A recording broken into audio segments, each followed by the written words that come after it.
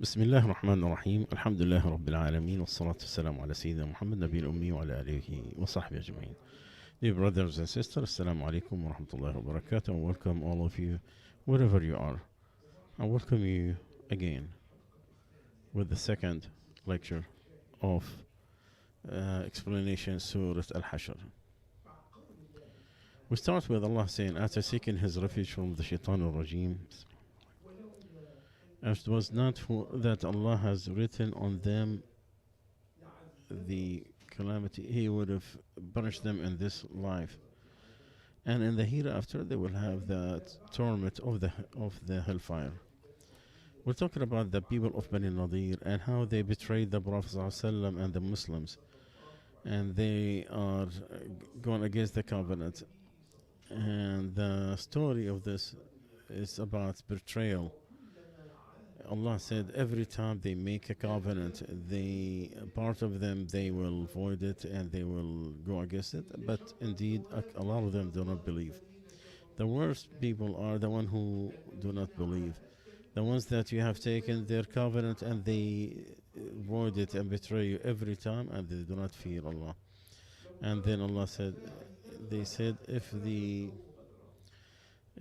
there's a saying that if the snakes stop biting people, then these people will stop betraying others.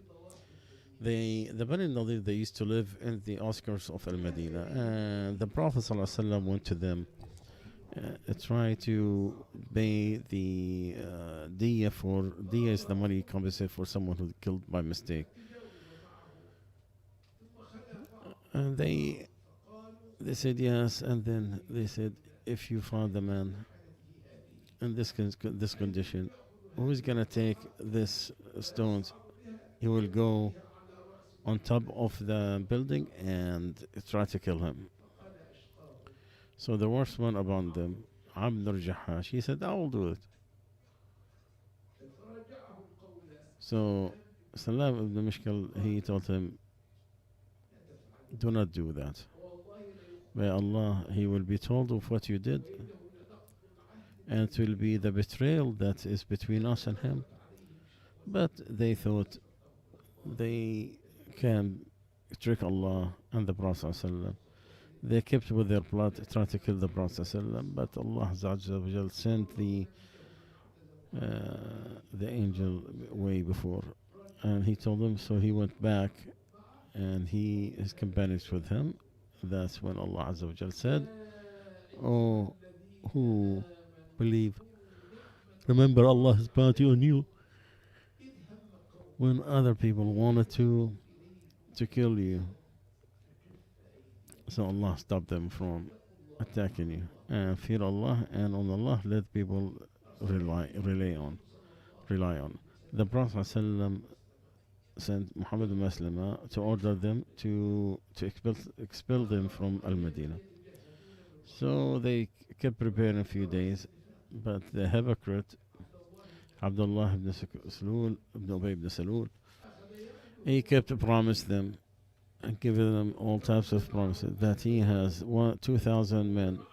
He will enter their castles and they will defend them and they will die, and Allah wants them to be wrong. Allah said, don't you see, for those who disbelieve, if you leave, we'll leave with you. I will not obey anybody against you, and if you are fought, we will fight with you. And Allah take witness that they are liars.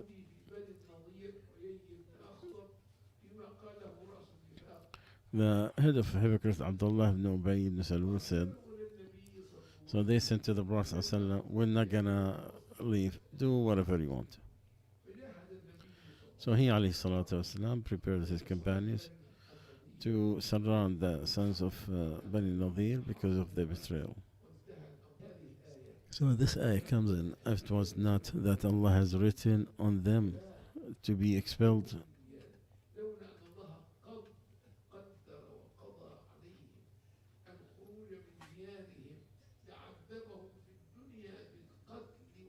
He would have punished them where they'll be slaves and they will be killed.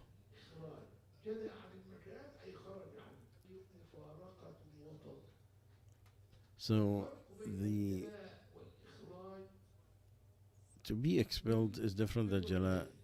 There's the difference. The one with the family and kids, the other one could be just the family stays. So the jala is like the whole group people, not just one person. For it was not for Allah Azza wa Jal who He would have punished them as slave. It's very severe punishment. But Allah wants to let them for wisdom that you see later. Maybe the Muslims will gain their money and without no.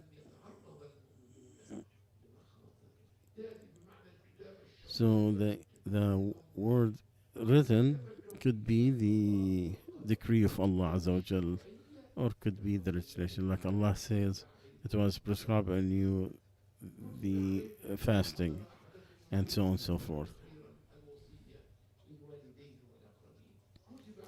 It was written on you to fast for, and the fighting. All of these are obligation from Allah Azza wa Jal to His people. There's also other obligation from Allah the Almighty. Allah said, nothing will happen to us except what Allah has written for us. And this ayah, if it was not for Allah has written them the jala, and they have the torment of the hereafter.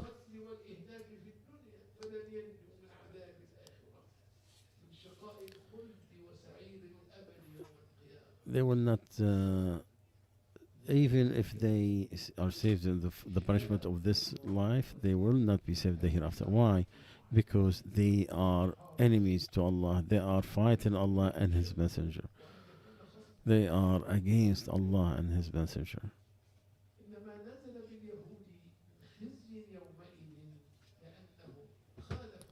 That's because they have denied the Prophet ﷺ and they fought him. And whomever does that, he gets the punishment from Allah, plus of the torment of the.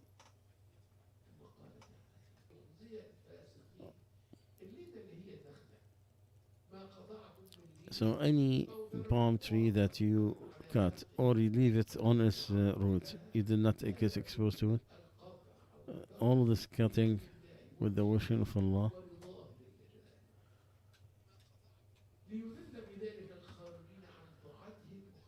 So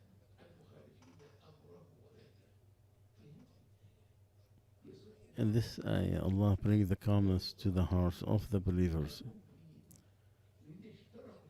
because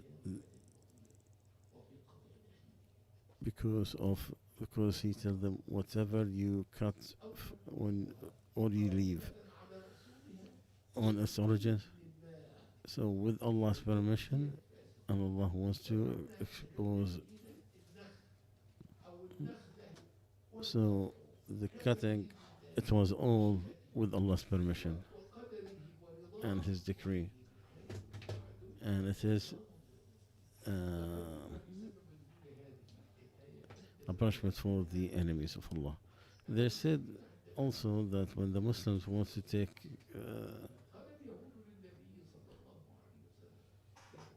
Oh Muhammad, you are asking people not to do corruption, so how come you order the cutting of the palm trees? They said, we're going to ask the Prophet of Allah alayhi salatu wasalam. So this ayah came down. It was also said that the believers, they kept blaming each other about cutting the palm trees, and they said it is in good winnings for the Muslims. So Allah said that ayah. So all believers do not dispute of what He did with the palm trees of Bani Nadir. Anything you cut, no harm. And those who did not cut, no harm, because both of them will be good for the Muslims.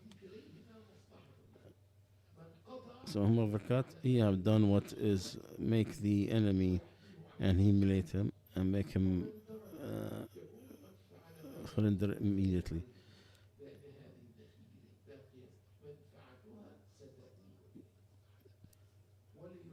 And Allah wants to humiliate the rebellious who rebel against Allah and those who follow their path.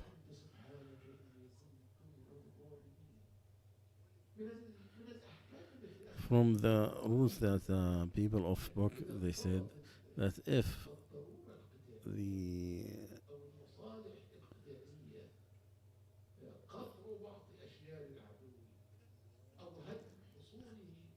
to destroy the enemy, there's nothing wrong with destroying everything that belongs to, as long as it is for the interest of jihad. They know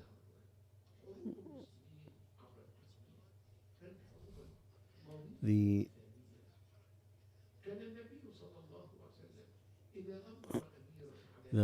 Prophet ﷺ, whenever he put a leader on an army, he would tell him to fear Allah and those who were with him. Good. He said, make ghuzw in the sake of Allah. Fight those who disbelieve in Allah.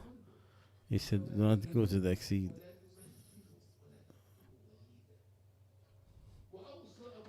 And Abu Bakr Siddiq asked Yazid ibn Sufyan and to cut the palm tree is one of the things the Prophet ﷺ has forbid. Unless there's a bigger interest of something of that. And then Allah said, and whatever Allah has given of His messenger, so whatever you have,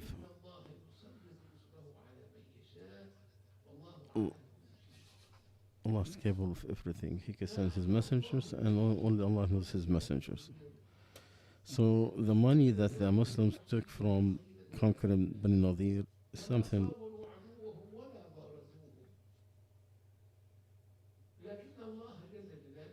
Allah the Almighty, He will put His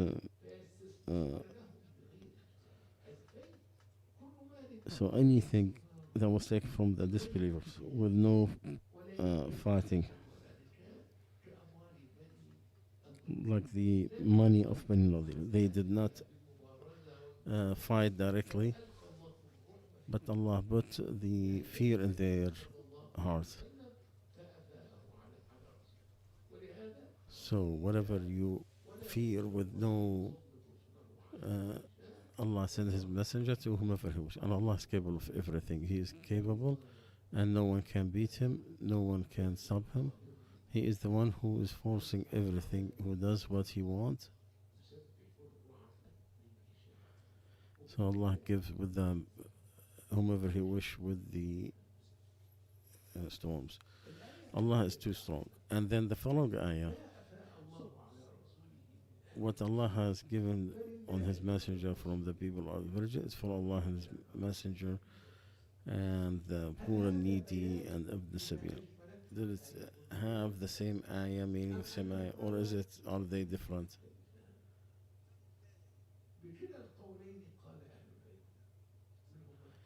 Some who said this is the clarification was in the two ayahs. Allah wants to honor the Prophet ﷺ, so He gave him a share. There is 5 shares that the money that's gained from the battles, it goes 1/5 will go to the Prophet ﷺ.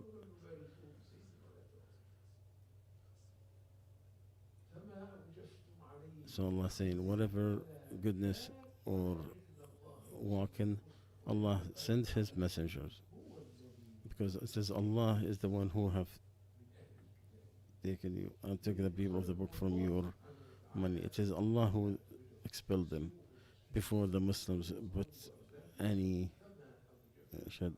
So whatever you find of to not to rush into walking. Al-Rikab, which is that the vehicle that is used. that what Allah Azza wa Jal gave to His Messenger, and you have no right for it. Because you didn't do it because of your fighting on the last dark. Allah gave the bounty to His Prophet with conqueror, with a victory, with no weapons. So the Muslims went, it's only 12 miles, so they just surrounded it until the Bani Nadir surrendered to them. It was said that Bani Nadir, when they were expelled from their houses and they left their money, Allah does whatever He wants.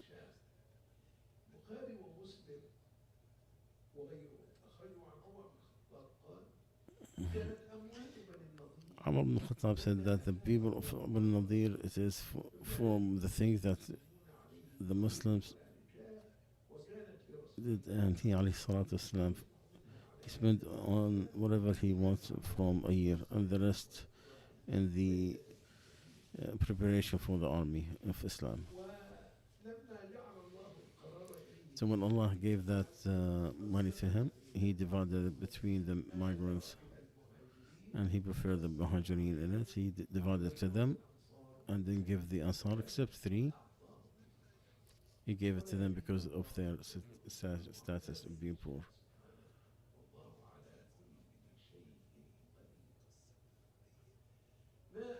So whatever Allah has given on His measure, there's 8 categories that Allah clarified on where the charity goes. Somebody says it is explanation what was in the previous ayah. Allah Azza wa Jal gave the decision to them, but for the Prophet ﷺ, it is for him.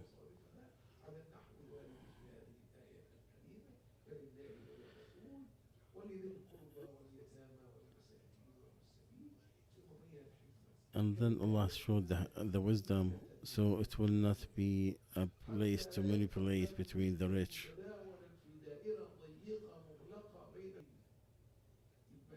So this is the saying that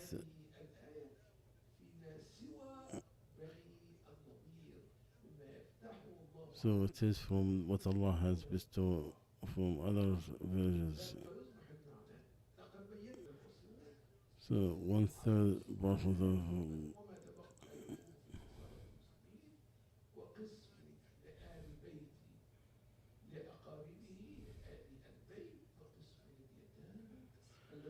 so they have a share to the orphans.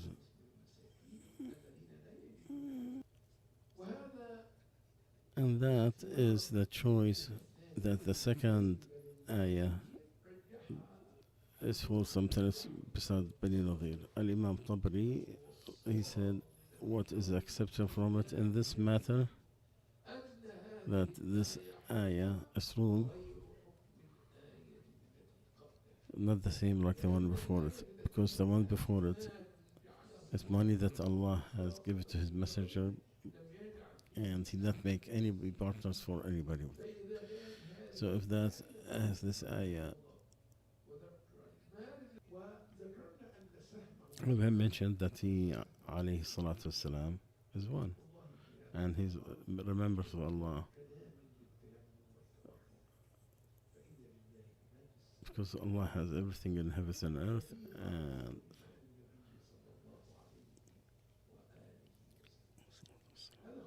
so this is the summary of those 2 ayats in this ayah. Inshallah, we'll continue next time. Then Allah says after that, so it will not be everybody make his own dawla. So it will be in the hand of this one. To say so and so has dawla, meaning like it is allowed to you these rules.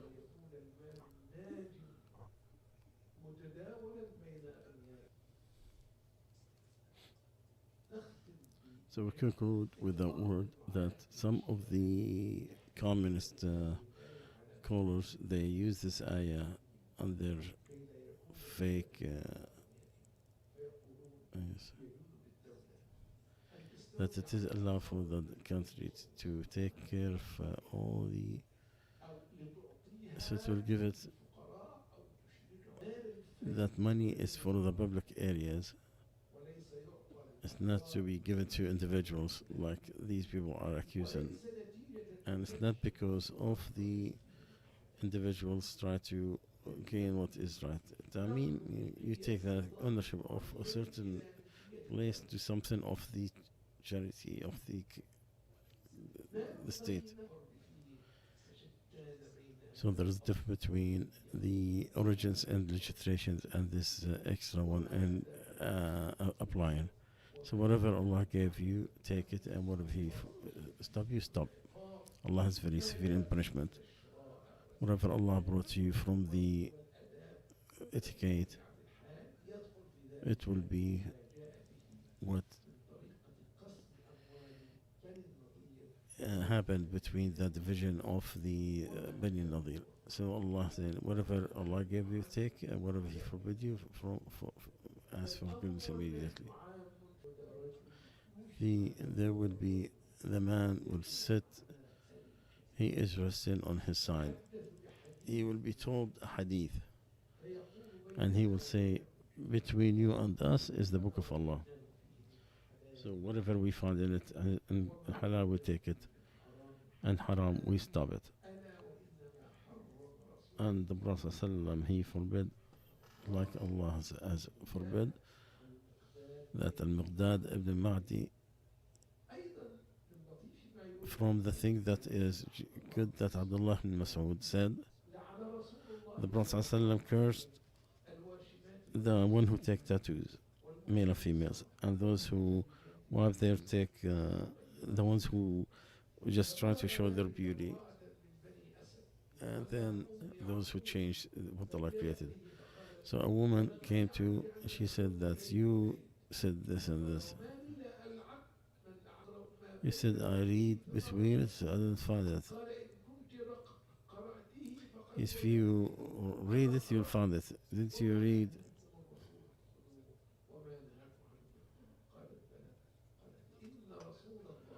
Then she said, indeed, the Prophet, the messenger of Rasulullah,